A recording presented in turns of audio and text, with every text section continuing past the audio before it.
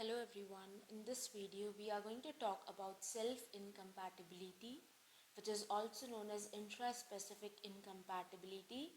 It is an adaptation by plants to promote cross-pollination and to prevent self-pollination in them. The plant rejects the self-pollens, that is, the pollens from the same flower or different flower of the same plant will be rejected to germinate on the stigma of the flower.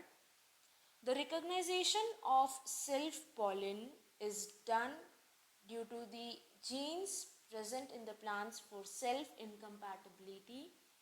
These genes are known as S genes, and in the gene pool of plant population there are dozens of alleles of an S gene like S1, S2, S3, etc.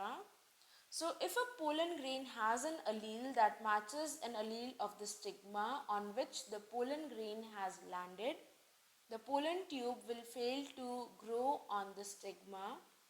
Depending on the species, self-recognition blocks pollen tube growth by one of the two molecular mechanisms.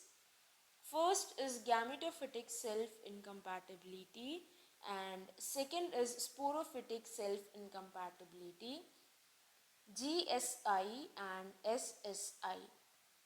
So we'll first talk about gametophytic self-incompatibility.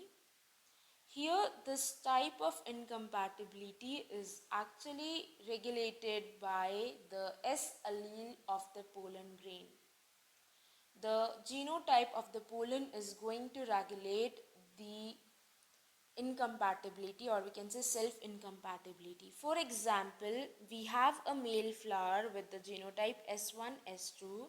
So this male flower will produce pollen grains either with S1 allele or with S2 allele. So if the pollen grain has S1 allele present in it, then it will fail to fertilize the egg with genotype of the flower S1, S2, but it can fertilize the flower with genotype S2, S3. So simply we can say if the genotype, or we can say the allele of the pollen grain matches with the allele of female flower, it will not germinate. But if it is different with the female flower, it can germinate on the female flower.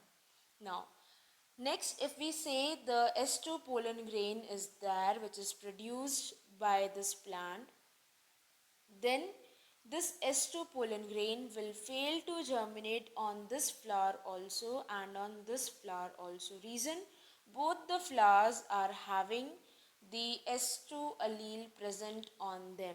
So S2 pollen will not germinate on, we can say will not fertilize either of the flowers.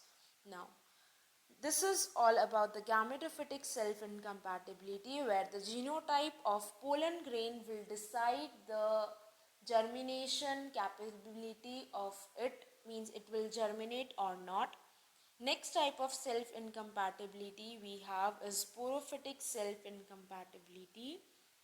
Here the similar behavior of pollen grains is seen which are produced from the same plant.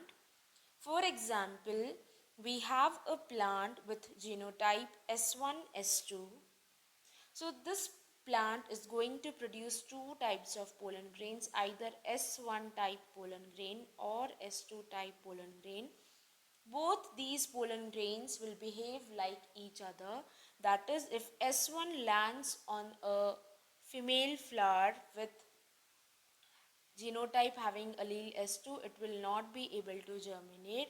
Or if S2 lands on the female flower with genotype having S1 allele, it will not be able to germinate. So simply we can say that the two types of pollen formed are S1 or S2. These pollen grains are not compatible with the flowers having either S1 or S2 allele in their genotype.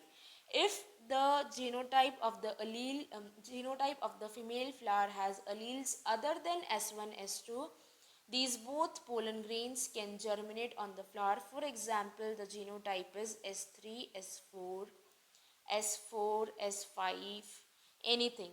Now, here we are done with the self-incompatibility, friends, and please like, share and subscribe if you liked the video. One more request, if there is any topic you want me to explain through this channel, let me know in the comment section. Plus, if you have any doubts with this topic, let me know. I'll definitely explain in the comment section. Thanks everyone.